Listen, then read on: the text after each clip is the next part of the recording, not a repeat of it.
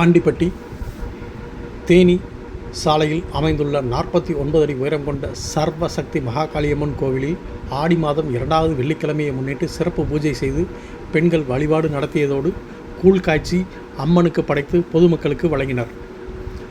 ஆடி மாதத்தில் வருகின்ற வெள்ளிக்கிழமைகள் அனைத்துமே சிறப்பு வாய்ந்த நாட்கள்.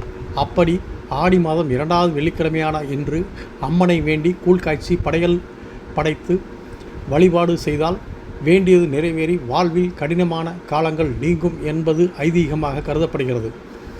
அதன் அடிப்படையில் தேனி மாவட்டம் ஆண்டிப்பட்டி தேனி சாலையில் அமைந்துள்ள 49 அடி உயரம் கொண்ட சர்வசக்தி மகாகாளியம்மன் கோவிலில் சுமங்கலி பெண்கள் பால், பழம், மலர், சந்தனம், மஞ்சள், குங்குமம், பன்னீர் உள்ளிட்ட 18 வகை அபிஷேக பொருட்கள் கொண்டு அம்மனுக்கு சிறப்பு பூஜைகள் செய்து வழிபாடு நடத்தினர். அண்டா பானையில் கூழ் காய்ச்சி அம்மனுக்கு படைத்து பொதுமக்களுக்கும் வழங்கி அம்மனை மனமுருக வேண்டி வழிபட்டனர். இதில் ஆண்டிப்பட்டி, ஜக்கம்பட்டி மற்றும் அதனை சுற்றுவட்டார பகுதியைச் சேர்ந்த ஏராளமான பெண்கள் கலந்து கொண்டு சர்வசக்தி மகாகாளியம்மனை வழிபட்டு சென்றனர்.